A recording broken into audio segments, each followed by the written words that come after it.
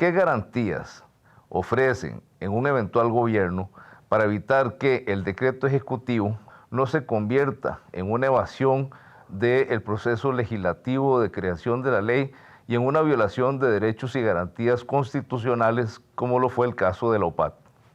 Bueno, vamos a ver, el decreto ejecutivo en general es una herramienta, una prerrogativa que tiene el Poder Ejecutivo en este país y que no riñe de ninguna manera con el espectro democrático. Es un recurso valioso que tampoco se trata de dejar de lado impulsar proyectos de ley o reformas de ley. Vamos a ver, por ejemplo, en el tema de la educación, un decreto ejecutivo para declararla como una emergencia nacional, que lo es algo que urge, es un instrumento que va a servir muchísimo para iniciar, por ejemplo, el plan de acometer una intervención en el tema educativo con las características fuertes que esto requiere, como por ejemplo la jornada, la cruzada nacional de alfabetización que tanto urge, extender la conectividad, empezar con el tema de acreditación de carreras, de usar el marco nacional de cualificaciones, que se declare, por ejemplo, en este caso le doy este ejemplo, la educación como una emergencia nacional por vía de decreto, es un recurso democrático, es un recurso del que puede echar mano el Poder Ejecutivo y habrá temas como este que le ejemplifiqué en el que será necesario hacerlo. No soslaya, no deja de lado impulsar desde el Ejecutivo, como le decía, leyes o reformas a las leyes, ¿verdad? Hay que usar los dos instrumentos en una democracia como la nuestra, sabiendo distinguir de qué se trata cada cosa y para qué se requiere cada uno de ellos. Un eventual gobierno nuestro respetaría la Constitución. No se va a legislar por medio de decretos. Lo que se puede hacer por decreto se hará mediante ese instrumento, pero lo que requiere una ley o una modificación de ley se hará como lo exige la Constitución en la Asamblea Legislativa. No pretendemos forzar la Constitución.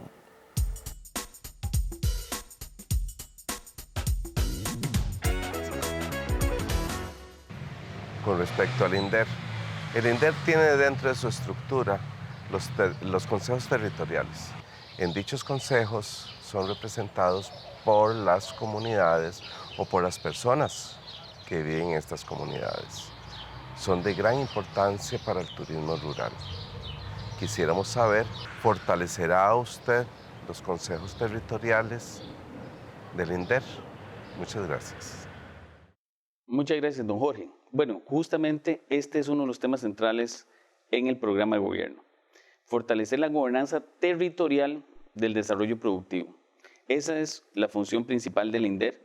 Los consejos justamente propician la participación de los actores locales, como las cámaras, como los funcionarios que tienen que ver con distintas áreas del desarrollo productivo, y por eso es tan importante poder avanzar a un modelo de gobernanza del desarrollo productivo territorial más descentralizado. Las decisiones no se tienen que tomar en San José sobre qué es lo que ocupa San Carlos o qué es lo que se ocupa en la zona Caribe.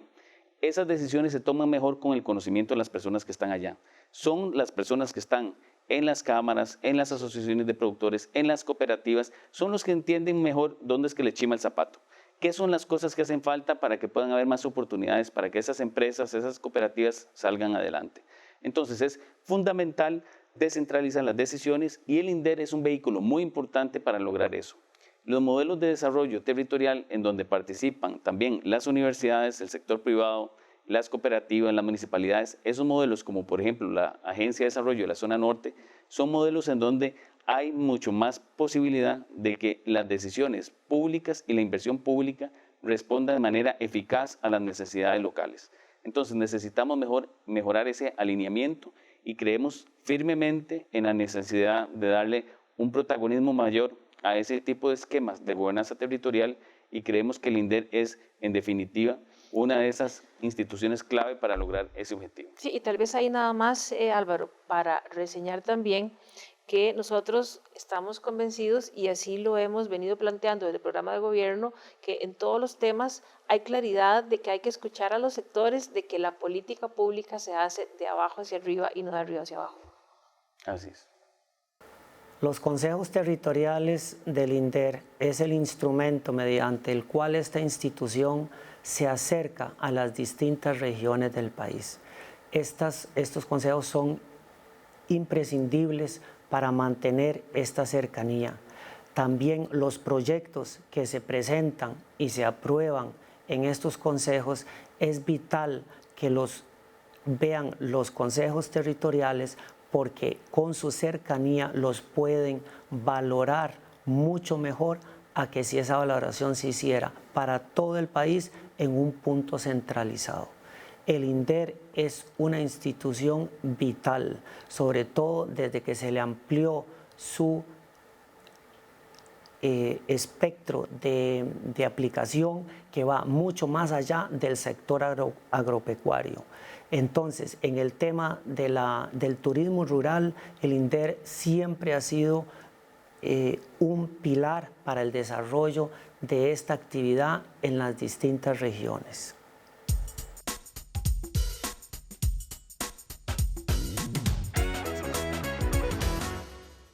¿Cómo aceleraría la inserción al empleo, el acceso a la información para las personas con discapacidad, considerando la amplia legislación existente y con el objetivo de mejorar la calidad de vida de todas las personas, sin exclusión?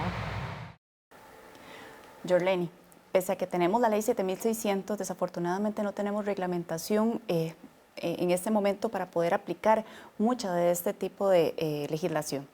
Actualmente no solo la parte de inserción educativa y evolución de una persona en condición de discapacidad ha hecho cada vez más difícil que esta persona salga con un título que pueda posteriormente ser utilizado para su empleabilidad. Parte de los condicionantes es que en la institución pública, ¿verdad?, posee una reglamentación en donde un 5% de plazas vacantes deberían ser utilizadas para población con alguna condición de discapacidad. Esto de plazas vacantes deberemos modificarlo para que esta legislación se aplique efectivamente. Segundo, generando alianzas público-privadas en donde mediante el INA y plataformas formativas tengamos la inclusión de personal con asesoría psicopedagógica para poder formar a personas, pero ya con un mercado existente mediante la plataforma del INA y para poderla derivar justamente a la empleabilidad. Sabemos que hay exenciones tributarias para las empresas que como responsabilidad social también incorporen dentro de su planilla perfiles con personas con alguna condición específica. Y hay ya 11 empresas y organizaciones en el país que se han unido a esto. Muchas de las debilidades es la tramitología, pero también parte del plan de gobierno es disminuir esta tramitología para que este acceso justamente sea mucho más sencillo y mucho más certero. Y por otra parte también generando no solo un vínculo con la parte pública y privada en cuanto a una educación formal, ¿verdad?, para que puedan no solo vincularse e insertarse a la empleabilidad, sino que este tipo de organizaciones capaciten a otro tipo de empresas y así sea más sencillo el conocimiento y la importancia de la inclusión de personas con discapacidad dentro de su perfil laboral. Muchísimas gracias por la pregunta. Mire, si hay algo que caracteriza el programa de gobierno que hemos planteado es una visión que tiene que ver con derechos humanos, con dignidad humana, particularmente en este caso de poblaciones específicas que históricamente han sido vulnerabilizadas como personas con discapacidad. En esta lógica hay muchísimo trabajo que hacer y son propuestas robustas las que tenemos. Por ejemplo, vamos a impulsar una reforma de la ley 7600 para que esté acorde con la Convención para las personas con discapacidad. Vamos a dar seguimiento, que es muy importante. Primero hay que fortalecer CONAPTIS, hay que reformar la ley de CONAPTIS, tiene que ser un ente que esté muchísimo más fortalecido para que pueda, por ejemplo, fiscalizar que efectivamente en el sector público, que ya existe una ley, se contrata el 5% de las personas en las instituciones, el 5% de personal debe tener alguna discapacidad. Esto no se está cumpliendo, no hay fiscalización y eso hay que fortalecerlo. También, de otro lado, fortalecer con incentivos fiscales o con escudos fiscales que las empresas, incentivarlas para que contraten personas con discapacidad, un porcentaje adecuado, un porcentaje que consideren y que eso tenga que ver con algún escudo fiscal, algún incentivo para que las fuentes de empleo sean también para las personas con discapacidad, en vista de que de las 800,000 personas hoy día, según el último censo, que tienen discapacidad, el 64% están en situación de pobreza o pobreza extrema, de manera que en esa lógica las propuestas nuestras son robustas para activar el empleo de esta población.